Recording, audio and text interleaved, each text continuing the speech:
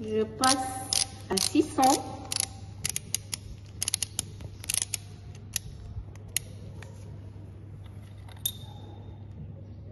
Donc, vous voyez, ce sont des concentrations croissantes. C'est pour cela, j'ai pas besoin de changer mon cône. Donc là, c'est 808 ml. Et enfin, 1000. Voilà.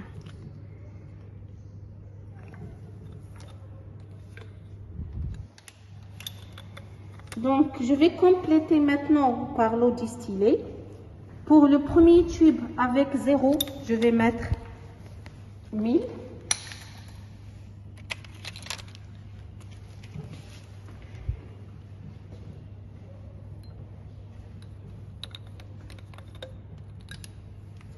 Le deuxième, je vais mettre 800 de l'eau distillée.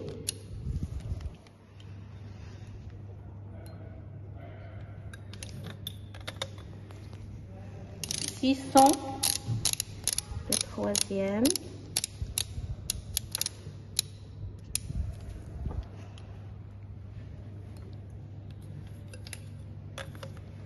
400.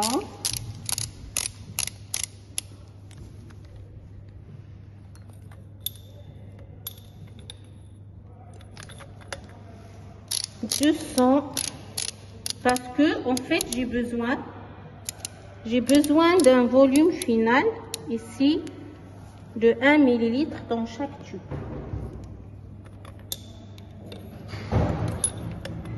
Et enfin c'est déjà 1000 ml. Voilà. Par la suite, je vais mettre le tampon acétate.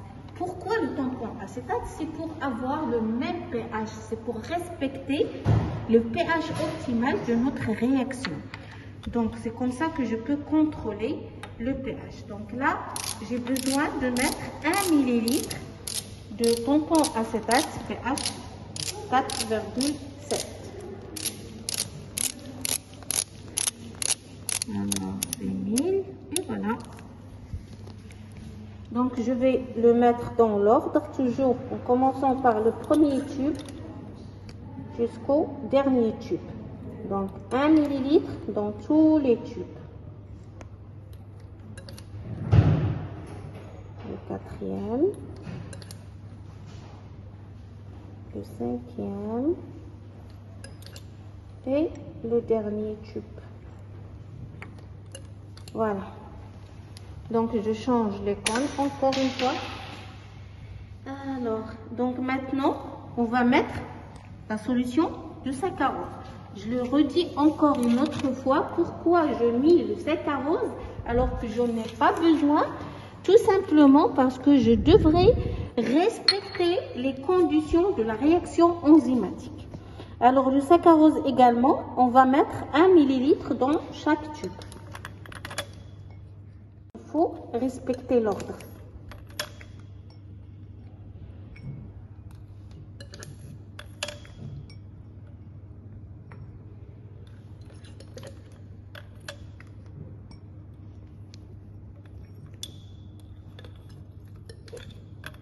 Et le dernier. Par la suite, maintenant, je peux passer à notre réactif, le DNS. C'est également 1 ml. Je change le cône. Alors là, il faut faire attention, il faut vraiment respecter l'ordre. Vous voyez la couleur jaune. Vous allez voir tout à l'heure, après l'incubation, la couleur qu'on va avoir.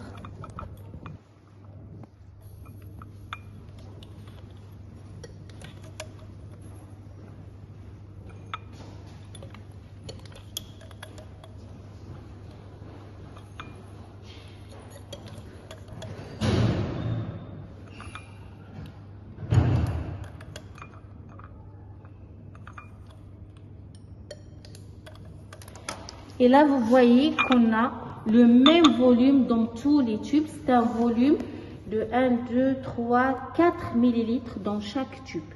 D'accord? Maintenant, il faut homogénéiser. Je vais le faire tout de suite par le vortex.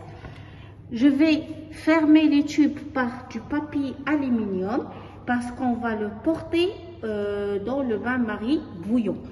D'accord? Donc, vous savez, dans le bain-marie bouillon, c'est une température de 100 degrés. Et donc, il y a de la vapeur.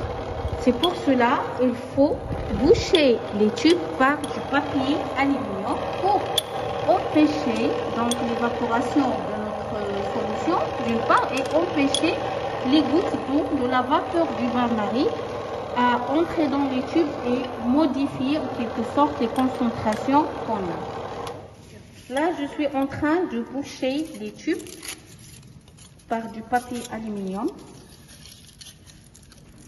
Comme ça, donc on est sûr qu'on ne va pas contaminer nos tubes par la vapeur d'eau, ni perdre, ni évaporer le contenu de nos tubes. Voilà, le dernier. C'est bon. Donc, par la suite, l'étape suivante, c'est qu'il faut porter, on a dit, au bain-marie bouillon. Donc là, normalement, il faut faire attention, vous voyez. Donc, il faut là, c'est important, il faut que je me rappelle de l'ordre de mes tubes. Parce que là, je vais changer le support. Donc, j'ai commencé par le premier jusqu'au dernier dans cet ordre-là. Et voilà. Maintenant, on va fermer et on va laisser 5 minutes. Alors là, on voit, donc il nous reste à peu près 5, 4, 3, 2, 1. Et on va prendre, on va récupérer nos tubes. La différence de couleur entre le blanc et les autres tubes. Donc là, c'est une couleur rouge orangée après la réaction d'oxydation entre le DNS et les sucres réducteurs, glucose et fructose. Pour refroidir à peu près 4 minutes. Donc on peut laisser à température ambiante pour refroidir nos tubes. Comme on peut accélérer un peu en les mettant dans l'eau. Comme ça, on va donc gagner quelques minutes. Alors, on va continuer les étapes. Donc, comme vous voyez ici, on va ajouter 3 ml de l'eau distillée. Donc, là, je vais faire 3 fois 1 ml, pas 3.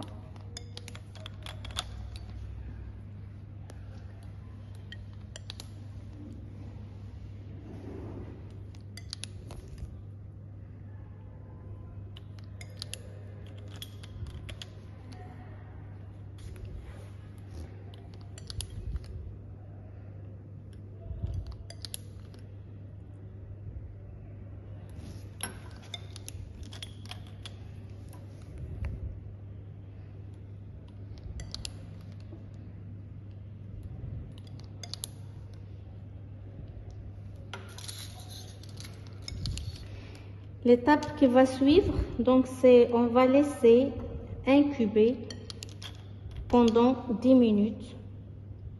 Donc, alors là, il nous reste 3, 2, 1 et on va passer à la lecture au spectrophotomètre. Là, c'est juste pour vous rappeler, c'est la cuve dans laquelle on va mettre la solution pour lire la densité optique. On a 2 faces qui sont raillées et 2 faces qui sont lisses, qui doivent être très propres parce que la lumière, en fait, elle va traverser la solution à travers ces faces lisses. Donc là, vous voyez la sortie de la lumière qui va traverser la solution. Là, c'est le support où on va mettre notre cuve. Donc, On va bien l'essuyer. Il doit être bien propre. D'accord? Je vais la tenir de sa partie raillée, c'est mieux. On commence par le premier tube qui est le blanc, où on n'avait pas, en fait, on n'avait pas mis de glucose ni de fructose. Voilà. Là, vous voyez la longueur d'onde, c'est 540. Et vous voyez une absorbance de 0,512. Ça, c'est quoi en fait? Sachant bien qu'on n'a pas de glucose ni de fructose dans notre tube. On a mis 1 ml de l'eau distillée. Ça veut dire, ça c'est l'absorbance du réactif parce que c'est le DNS. C'est grâce au DNS qu'on peut mesurer cette densité optique. Alors, on va la remettre à 0. Ça c'est le bouton 0. Donc là, c'est 0. Donc le blanc, il sert à éliminer la DO, la densité optique du réactif. Parce que sinon, dans les autres tubes où on a notre produit, si on n'a pas fait le blanc, les autres tubes, on va avoir DO du réactif avec DO de nos glucides, glucose et fructose. Et donc, ça va fausser nos résultats. Il faut éliminer la DO du réactif, et ceci grâce au tube blanc, qu'on peut appeler aussi tube témoin parfois. Alors, puisqu'il s'agit d'une concentration croissante, je n'ai pas besoin de changer la cuve. Je vais utiliser la même cuve et je passerai au deuxième tube. C'est-à-dire là où j'ai une concentration où on avait mis 0,2 ml de glucose et fructose. Le deuxième tube, le tube où on avait mis 0,2 ml de glucose et fructose, vous voyez une absorbance de 0,130 normalement parce que déjà le spectro, il a éliminé la DO du réactif du DNS. Et on va continuer la lecture. Donc, je vais vous envoyer ou vous montrer les résultats de la gamme étalon par la suite lorsqu'on va se revoir dans la séance à distance, Inch'Allah. Donc, je continue.